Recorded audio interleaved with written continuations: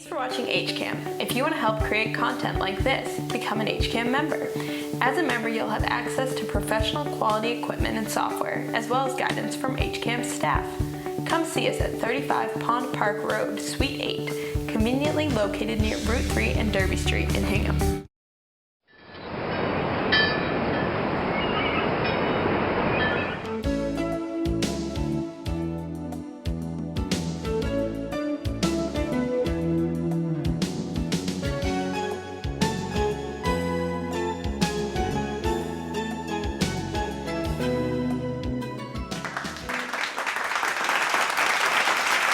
Thank you all so much for that great applause. I feel so welcome here, and I'm thrilled to be here. Well, we've had a series of terrific speakers today, and I'm proud to be the keynote speaker. And today we're going to talk about the power of optimism. Now, I know a lot of you have heard that, right? Optimism. Many of us grew up with it. But I created this presentation because I've had so many people reach out to me by phone or text or email and say, Neil, there's so much gloom and doom in the world. Please come up with something to keep us inspired, to keep us optimistic, to energize us, and to give us hope. So that's what today's presentation is. It's 7 steps to more happiness, optimism, inspiration, and success. Because keep in mind, folks, happiness, as we all know, is an inside job. So what's optimism? Well, easily enough, it's hopefulness. It's confidence about the future or the successful endings of different situations that we're in. It's a tendency to look on the bright side. Bottom line, all right? Optimists tend to make lemonade out of lemons. They don't get carried away and become downtrodden and deal with obstacles in a different way than most people do. That's optimism. So we're going to talk about that. Remember, it's not what happens to you in life, it's how you react to it. So I just want to share a little bit about myself that's not in the personal bio that you read. A lot of people say, oh, Neil, you're so lucky, you know, you've had a charmed life. Well, I actually have a really good life these days, but it wasn't like that in the beginning. I grew up on welfare, and many times I ended up in a foster home, and I think a total of 7 different foster homes before I was 6 years old. And I grew up with a lot of verbal abuse, being put down, being told I would never be successful, and I'd never do anything good in life, and that I'd always be a loser. Well, to hear that as a kid, from your parent, you know, I think most people would say, oh my gosh, I'm doomed. It really fired me up. And I started reading books by Norman Vincent Peale and Dale Carnegie and Og Mandino and all these great motivational speakers. And that inspired me because when I read about stories about other people who had been through challenges or dysfunctional background or whatever you want to do, whatever you want to refer to, it just gave me so much fuel. And I decided that when I became an adult, or somewhere along the way, I'd become very successful. And I'd let any criticism just roll off my back, like water rolls off a duck. So let's talk about the 7 steps. Number 1, morning gratitude. You talk to optimists, happier people who are really having fun in life, they will tell you that every morning, for the first few minutes, maybe it's 10 minutes, maybe it's 15 minutes, they do a couple of things. They read something really positive and inspiring, and they take some time to think about at least 6 things in their life that they're grateful for. 6 things that they're grateful for. And by that, I don't mean a Ferrari and a condo on the ocean and things like that. I mean actual real stuff. Like could be, I'm so grateful for my health. I'm so grateful for my family. I'm so happy and grateful for my friendships and the friendships I've created and the friendships that have come my way. So that's an ideal way to wake up in the morning. It really gets you charged up. And I have learned over the years that grateful people tend to be happier. Would you agree? Right? They tend to be a little happier, maybe a lot happier than some. And the last thing I do at night is before I go to sleep, I think about 3 of the best things that happened that day that I'm grateful for. I go to bed in a good mood. So I'm going to give you a little example. These are my 3 children. Now this picture is a little bit old. Nick is on the right, Audrey's in the middle, Timmy's on the left. When Nick was 6 years old, every morning he would wake up in a terrible mood. terrible mood. And I thought, what on earth could be wrong? We're loving parents. We give them lots of encouragement. We've never punished them. You know, we just tell them how good they are and how their future's going to be, and they can do anything they put their mind to. So again, this one day, Nick wakes up in a grouchy mood. And I thought, what on earth am I going to do to turn this around? So that night at bedtime, I asked Nicky, how was your day? And he said this to me, Daddy, I've had the worst day of my life, the worst day of my life. I said, oh my gosh, Nicky, what happened, buddy? He said, I fell down in the driveway and I was carrying my favorite toy and I broke my toy. And he said, I had a fight with my best friend ever. We had a terrible fight, terrible disagreement. Now, by the way, folks, he had known this kid for about 3 weeks because we had just moved in the neighborhood. So what I realized after listening to him for a couple of minutes, when he went to bed, it was almost like us watching the evening news or morning news or midday news, right? It doesn't matter. It's negative, negative, negative, gloom and doom. So I realized, because I had studied psychology, that I needed to change the tape in his little mind. I said, well, Nicky, I'm sorry all that stuff happened, but let me ask you a quick question. What was the best part of your day? Now, folks, we've talked a lot about scripting over the years, right? Movie stars do it, politicians do it. And I realized I had to change the script in his head. So when I asked him about the best part of his day, the brain acts like a filter. And he broke into this beautiful smile I will remember for the rest of my life. And he said, oh my God, Daddy, we went to the zoo with Mom, and we saw this great big giraffe and a rhinoceros with a big thing coming off his nose, and we heard a lion roar. He said, it was amazing. And he went on and on and on. From that night on, and every night until they became 13 or 14, then they lost interest, every night when we said it was bedtime, our two boys would race up to bed. And we would sit with each one and they would flip-flop, switch over. And they would talk about the best part of their day. The next morning, they would wake up in a terrific mood. I share that with you as a father, but I also share that with you as a businessman, business person. What you think about at night will encourage you and inspire you and share optimism if you think the right things. If you come home and just dwell on what went wrong, I'll tell you, it's just going to put you in a tailspin.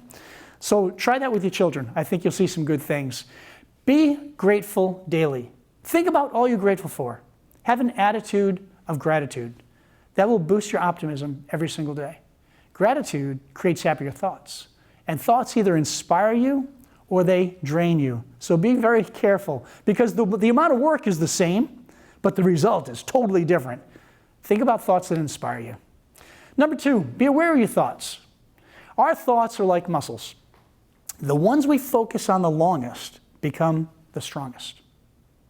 And here's what I find fascinating. I've done a lot of scientific research on this. You will have approximately 60 to 80,000 thoughts today in 24 hours.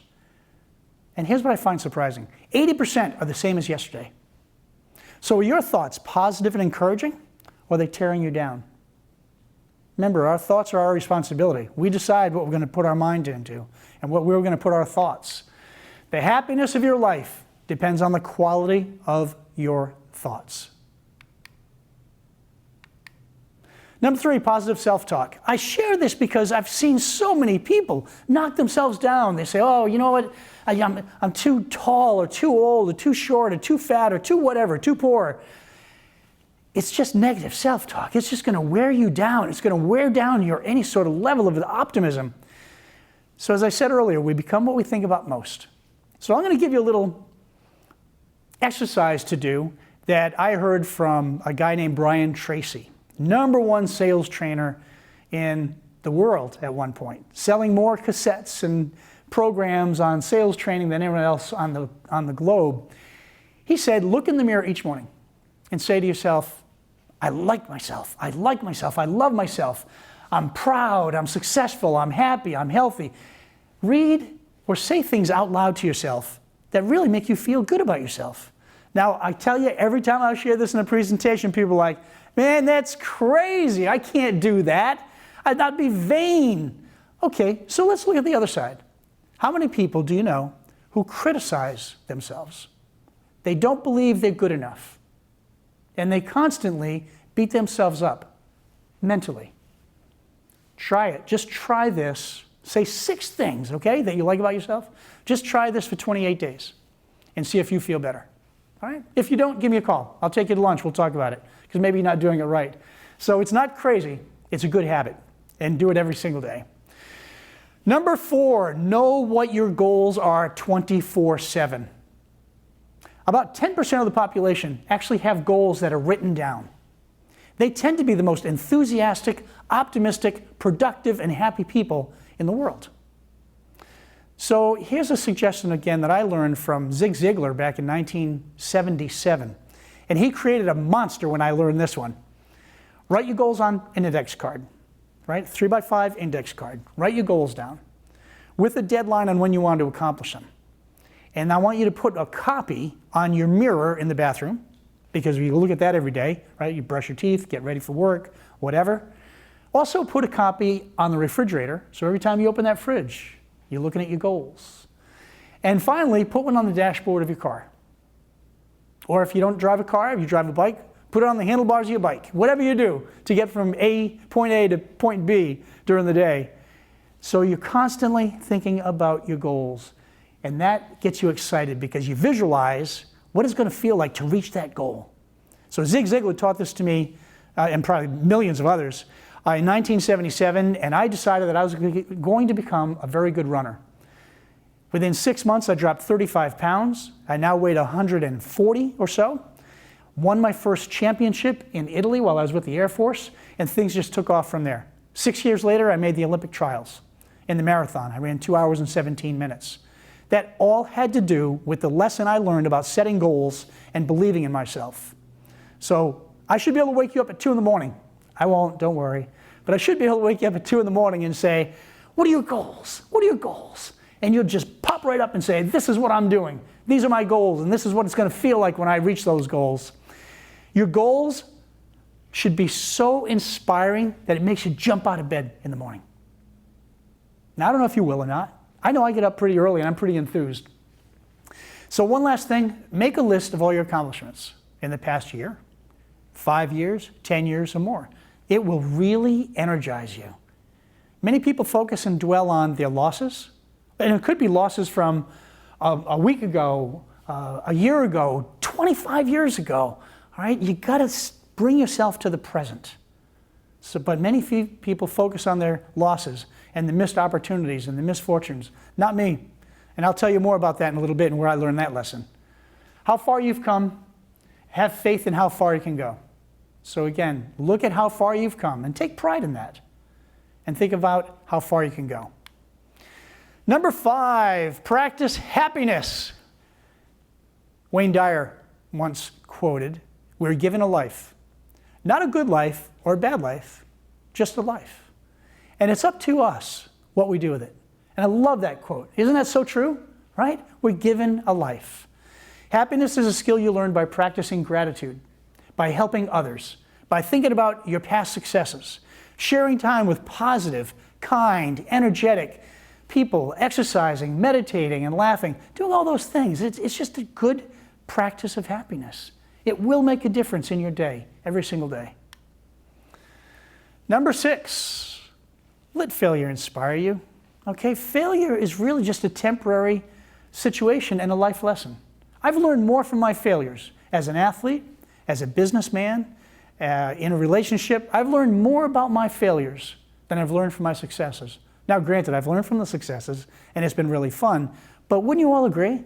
When you fail at something, it's like, whoa. I play a lot of golf, and I'll watch somebody hit a 7-iron, and they'll, put their drive in the woods or whatever, not the drive, but the 7-iron shot. And so they have to hit another shot, and they do much better. Same thing when they're hitting the ball off the tee, right? And they hit the drive. It might go into the water or into the woods, whatever. Second time, when they have to tee it up again, right down the middle. Same person, just a little more information. So don't let failure set you back. Use it as a stepping stone. It's not a brick wall, all right? It doesn't last forever. Try again. I think about this because my best friend and his wife just had a baby yesterday. And we're just so excited for Chase. And when we were thinking about yesterday, we were talking about this yesterday and celebrating his life, it got me to thinking about this presentation. How many times do you give a baby a chance to learn how to walk? You know, do you cut them off at like 50? Say, hey, you know what? It just didn't work out. But they learn every time from failure. They learn to get the balance. They learn to, to reach for the couch or the table. Give yourself a break. If you failed, it is not fatal. It is not fatal. Just move on. Have the courage to move on. Your thoughts and the reaction. Experience is not what happens to you, but it's what you do with what happens to you. I like to look at this Jack Canfield. I love to study and do research on people who are wildly successful right now and just learn how they got here. What did they do? So Jack was rejected for his chicken soup for the soul 144 times. 144. But that next one became a success. Now, he told his publisher that he wanted to sell over 1 million books in the next 18 months. And the publisher laughed. He thought that was cute. I'm sure he thought that goal was way too lofty. As you can see, he has gone on to sell millions of copies worldwide. And he now has a $1 billion brand. His guy was just following his heart, following his dream. It would have been real easy for him, after the first 6 publishers rejected him, to say, I guess my idea stinks. I'll just go back to what I was doing before, which was fine. He didn't want fine. Oprah Winfrey, oh my gosh, billionaire, super successful, heart of gold, and a TV guru. I love watching her shows and hearing her message. But she was fired 6 months into her job on TV because she didn't quite fit in. Well, she fits in now. Look at all the millions of lives she has touched over the years. Again, once she got fired, it would have been real easy for her. She came from such a difficult background as a child, grew up so poor, physically abused, really had some challenges. It would have been easy for her to just sit back and say, woe is me. I guess I won't be able to do anything in this life. Not Oprah. She just fired up. She just got charged up and just said, I'm not done. I'm going to make some things happen. Michael Jordan, arguably one of the top 5 basketball players in the world, if not the best. He was eliminated or cut from his team, basketball team in 10th grade. Didn't make it. Didn't make varsity. That bothered him so much that he decided he would never have that taste of failure in his mouth again. And he worked on becoming a legend. He worked so hard, and he was so fired up. He didn't let a setback keep him back. He decided he was going to make some things happen, and he did. The Beatles, I love this. Now, granted, some of you are really young in this audience, but I remember the Beatles from the 60s. Their contract was rejected by Decca Records because Decca felt that guitar music is on the way out. These guys will never amount to anything. Well, they went on to superstardom, and we still listen to their music today. At least many of us do. Now, granted, I'm 60, but I still think some of the 20-year-olds would enjoy the Beatles and hear their messages from long ago. I can think of 2 others before we get on to this next slide. When I was stationed in Italy in the 70s, I was in the Air Force, top secret clearance, the whole thing, had a lot of fun. I was taking college classes for financial planning because, as I've told you, I grew up poor and I wanted to have a different life as an adult. So I met a guy named Tom Kirk, and Tom became a great mentor and a great friend, and he was one of the professors on the base. Came my time to go back home to the States. My assignment was over.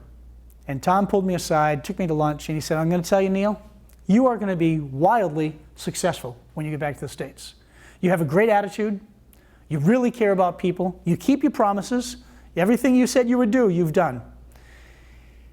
And I just want to tell you, it's been a pleasure getting to know you, and I want to keep in touch with you. He said, I believe you're going to be a millionaire. I said, Tom, thank you for that vote of confidence. But let me tell you my background, because he didn't know it. You do now, but he didn't know it. I said, I grew up on welfare, lived in a number of foster homes. I was told that I'd be a complete failure by my mother, that I would never amount to anything. And Tom stopped me dead in my tracks. He said, Neil, let me tell you a story. He said, I was a fighter pilot in Vietnam. I was on a bombing mission when my jet was attacked by a missile, and I ejected through the canopy, but when I hit the ground so hard that I broke both my legs. And I was partially blind, temporarily blind. And he said, I ended up in prison camp for 5 years. John McCain was one of my roommates. And here's what I learned. We can't change the past. We are only responsible for the present and our actions and how we think and the things we do. And where we go from here depends on what we do right now.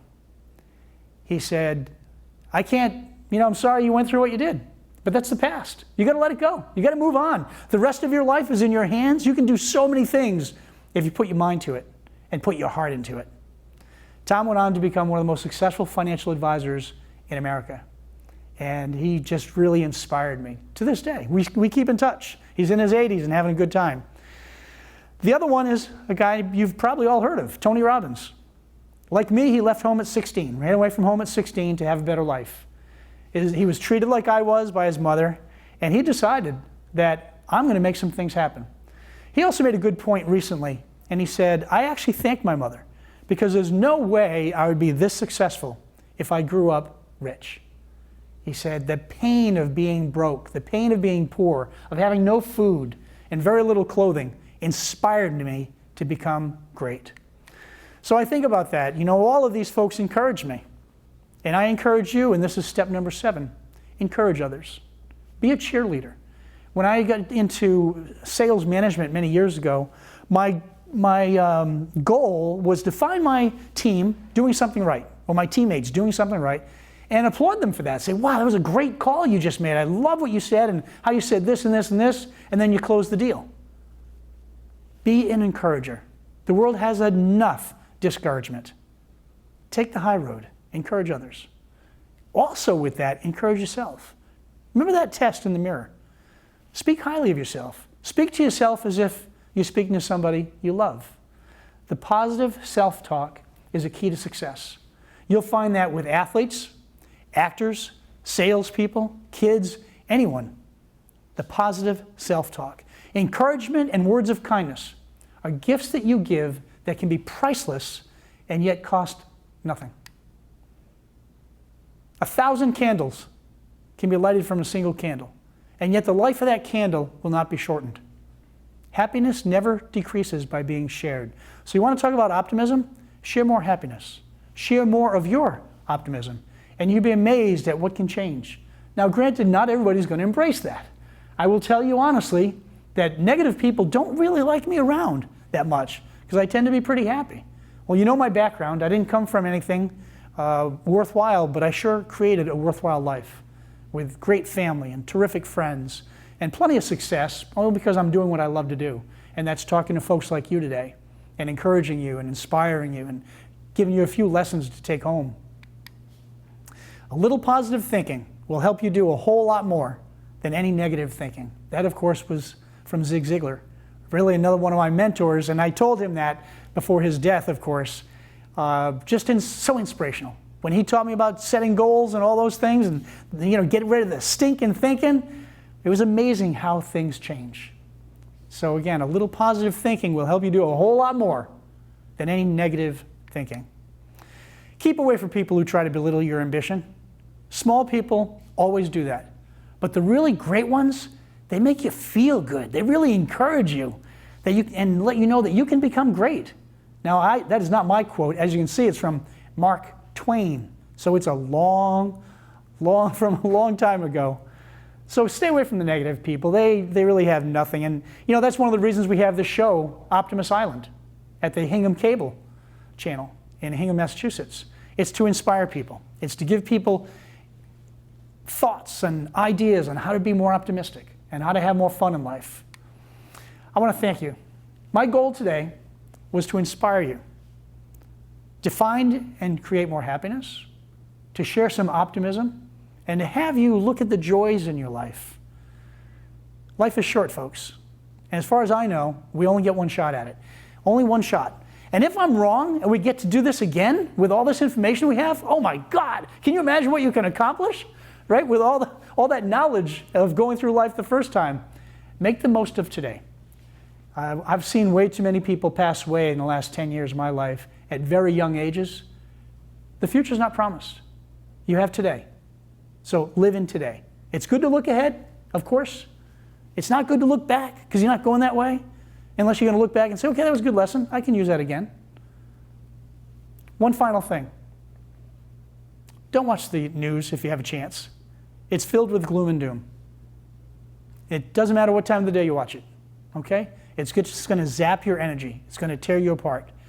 I remember talking to a college friend who reached out to me 10, 15 years ago, and she said, I need your help. I need your inspiration. She said, I've put on 85 pounds. Now, when I knew her in college, she could have been a supermodel, really in terrific shape, nice woman, the whole thing, the big smile. And I said, well, what's happened, Andy? And she said, every morning I get up and drink 2 pots of coffee, and I watch the morning news for 2 hours.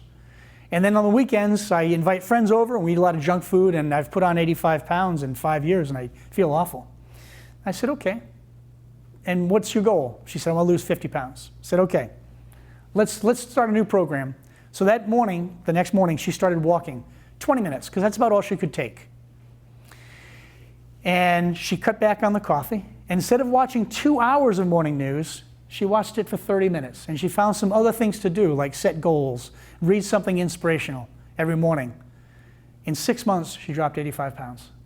And she felt fantastic. And now she was inspiring her neighborhood because they said, wait a minute, I remember when you looked like that, and all of a sudden you're in fantastic shape.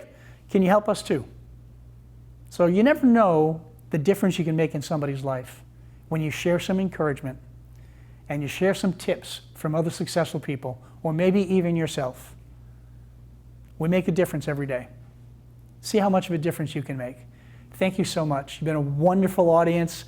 And now we have open bar and dinner, and please come on over and say hello. And as I learned from Zig Ziglar, teach me one thing. Tell me one thing that you got out of this presentation instead of saying it was great. Thank you. I wish you all the best. Take care.